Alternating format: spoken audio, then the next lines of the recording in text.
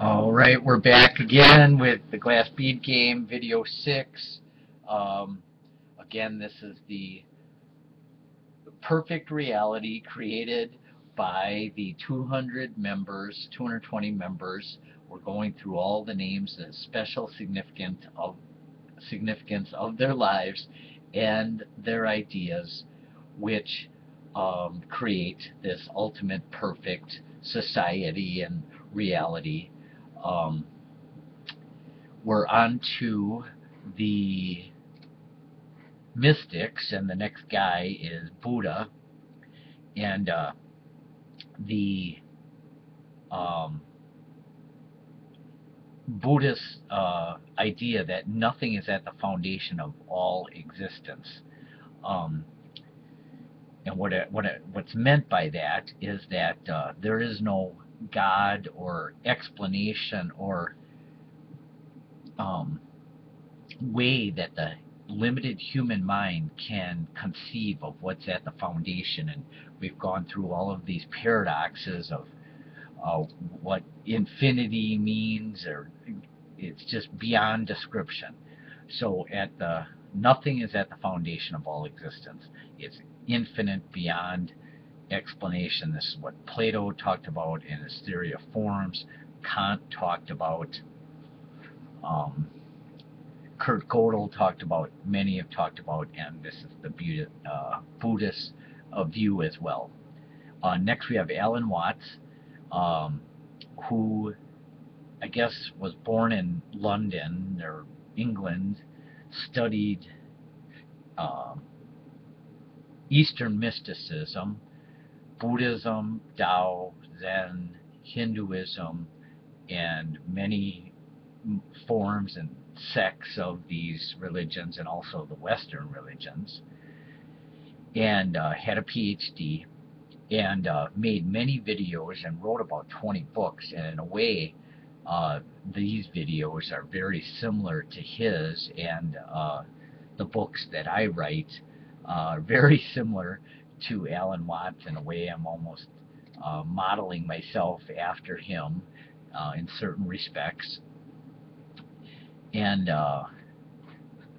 just his early videos of talking about reality and the study of the self and the study of reality, and the Eastern view of losing oneself in these special events of climbing Mount Everest, where you become one with the event and you lose yourself, so it becomes part of this timeless state of being.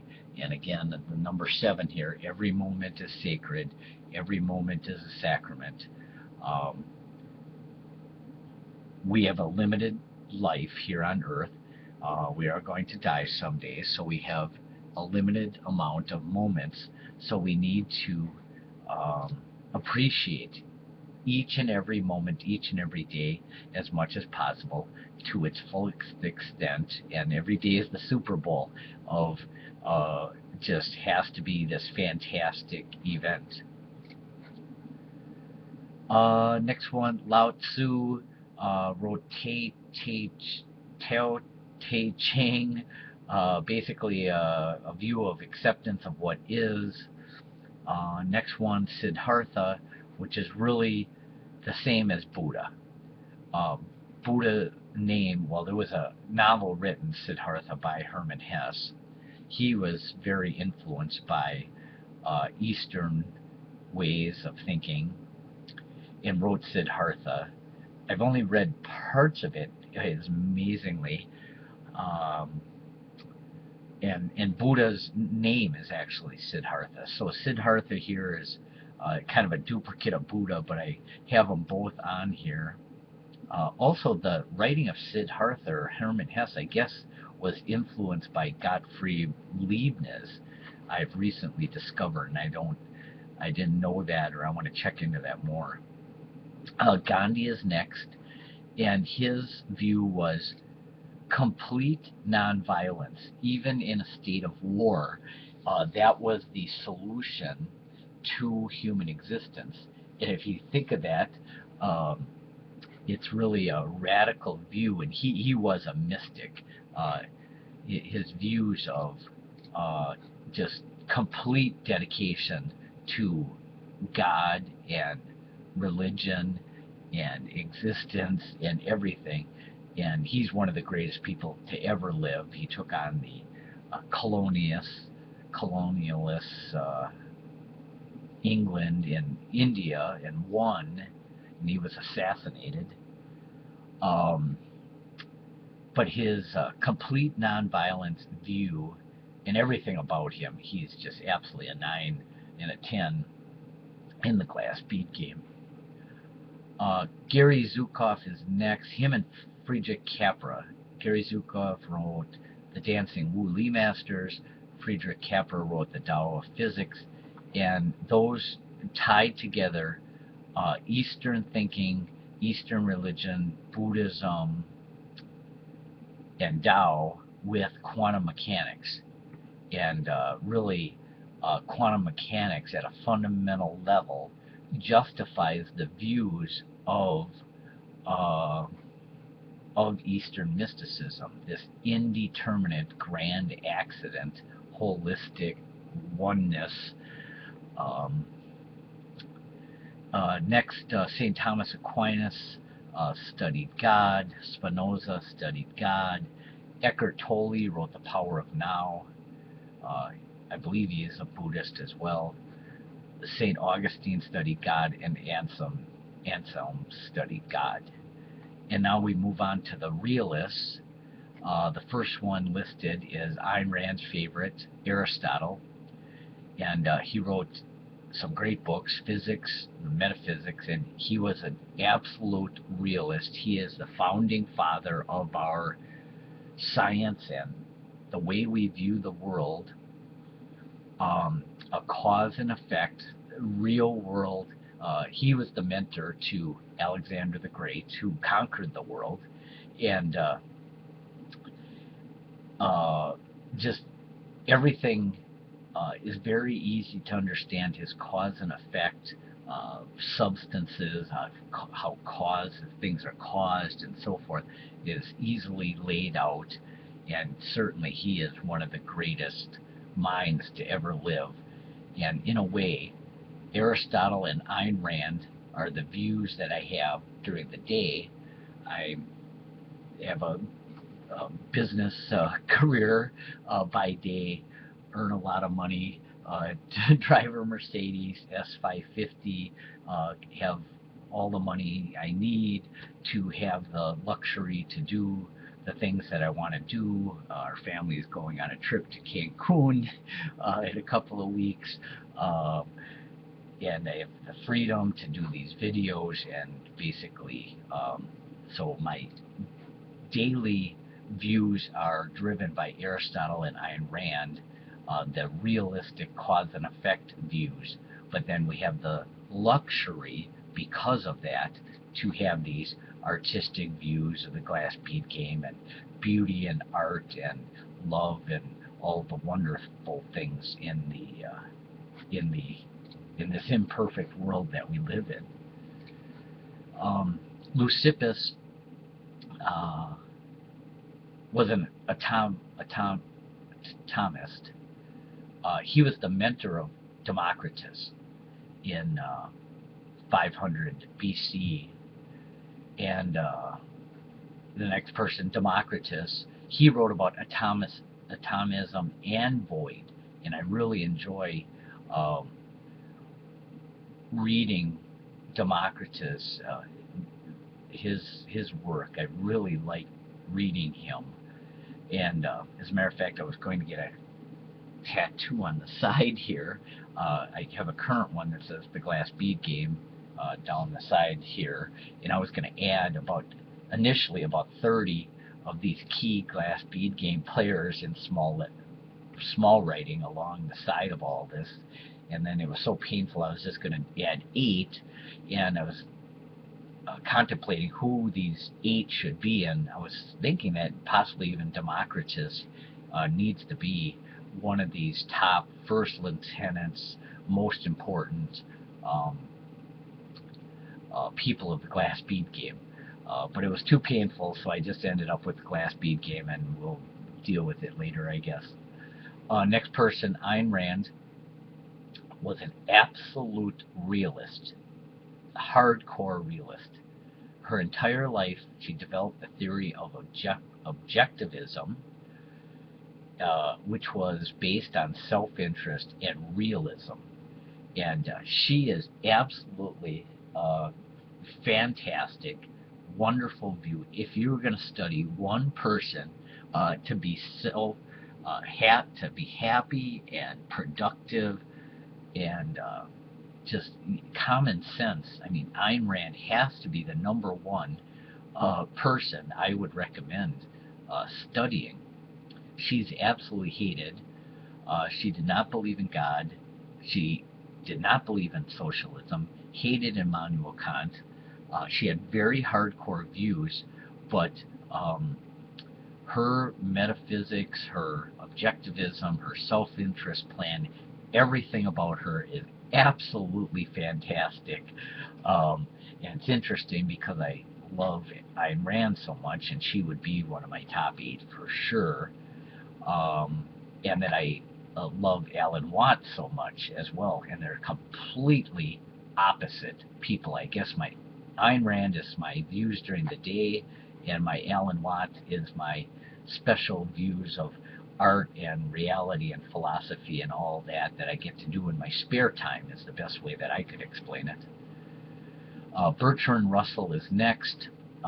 Wrote Our Knowledge of the External World. What I like best in that book, there was talks about infinity and continuity and a lot of things, but his continuity in particular, that is the realism. That's the discrete world in which we really live. I really enjoy it for some reason. I haven't read it recently, but it really stood out as something special. He also wrote Principia Mathematica along with Alfred North Whitehead, in which he proved all of the axioms and theorems of mathematics in one concrete book, and thought he had proven everything there was about mathematics. And then Kurt Gödel came along and with his incompleteness theorem completely destroyed the book, saying that the final bottom line foundation of all of mathematics and any finite definition of whether it's mathematics or reality or anything has to be defined from outside of the system. So that very bottom foundation of all the provable axioms, let's say there's 10 and 9 and 8 proves 9 and 7 proves 8, at that very bottom, that one is not provable.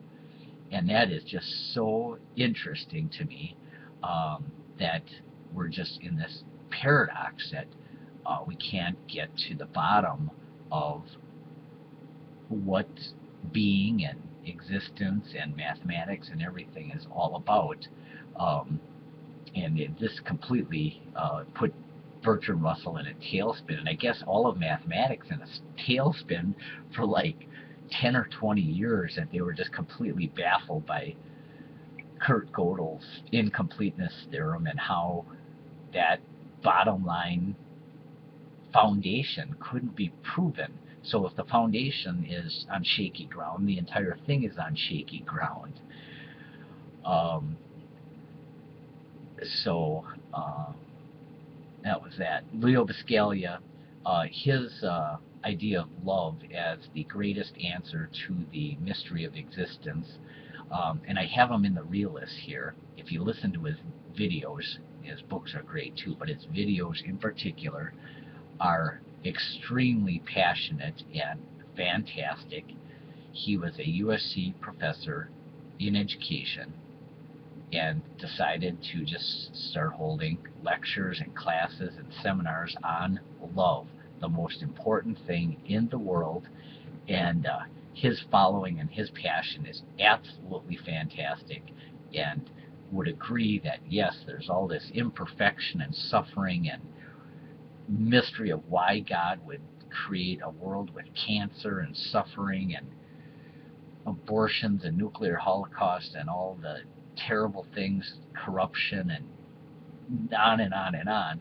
Yet love is something that breaks out of that and transcends all of that and solves all that.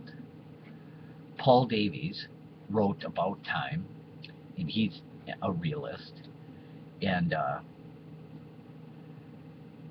quantum physicist, and made an interesting statement that I liked of the past is not fully settled yet, and he threw that out as an idea for a doctoral thesis, and I really liked that idea. But he also talked about the universe, which is finite. He believes there is a way to understand the entirety of the universe, and that it's not transcendent, and he would like to try, and we can't look towards God and transcendence for everything. You have to find the answer within this finite set of the universe. And also, he talked about the universe is finite. It's started at the Big Bang, and with the speed of light, over 14 billion years, you know the size of our finite universe. It's 14 billion years times the speed of light years is the maximum size of the universe. And they believe that the amount of bits, therefore, in the universe is this 10 to 137th power. Apparently that's a huge number of bits in the universe. He talks about how we're approaching, through quantum computing, with 40 entangled pairs, the capability of exceeding the computing power of the entire universe, this number of 10 to the 137 simultaneously. And he believes if we actually attain that, that something strange is going to happen. That somehow we are going to exceed the universe if quantum computing is successful to get beyond this 10 to the 137th computing power simultaneously of bits. So that is just a really amazing thought, and I don't know what's going to happen, but we'll see if it does happen, I guess, or, well, we'll see. Isaac Newton is the cause and effect world in which we live, our day-to-day lives, period. That is the world that we understand. That is the A to B, the cause and effect. Everything makes sense. Gravity, and the sun rises every day, and this is the deterministic world in which we live, 100%. If you just rely on this, you'll be successful in life. You don't have to get down the quantum mechanics and all of these other crazy theories of the glass bead game. If you stuck with Isaac Newton, Ayn Rand, and Aristotle, you will be successful in life. All of this other stuff is just for fun and speculation and so forth. But the interesting thing about his views is that if the universe started at the Big Bang, and you have this cause and effect universe, that creates this theory of determinism, which the entire nature of all change that occurs after that initial Big Bang is determined, predetermined, and there is no free will. So this argument has been going on, that is there really free will if the Big Bang is true? Because once you have that first effect, you have the second, you know the third, you know the fourth, just like the billiard ball universe, and you know where it's going to end, and so forth.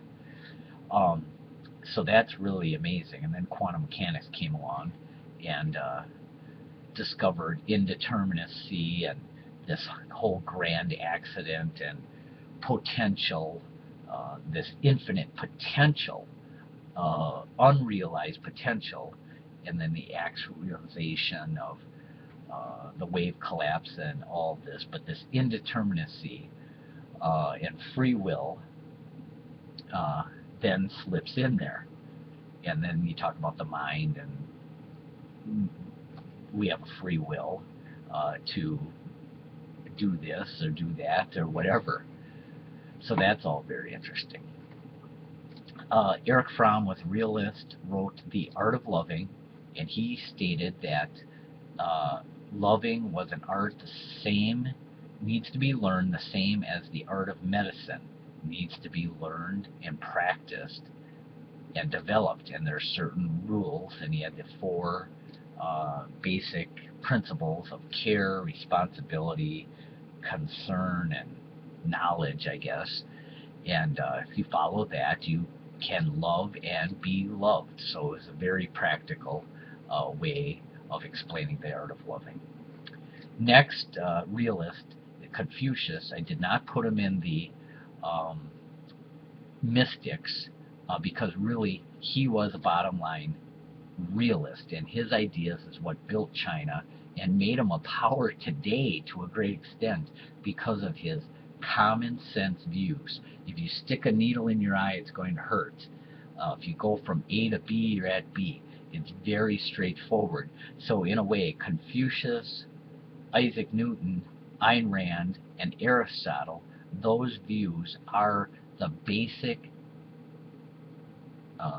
tools that anybody would need to succeed in the real world. All of this other stuff we're talking about here, about love and qualia and beauty and art and whatever, that gives flavor to the universe and existence. But these other things are what is the bottom line provider of, of, of productive lives, and so forth. So we're at 22 minutes again, so we'll end with video 6 of the Glass Bead Game Society, the creation of a perfect society and reality due to these great lives and ideas of these individuals.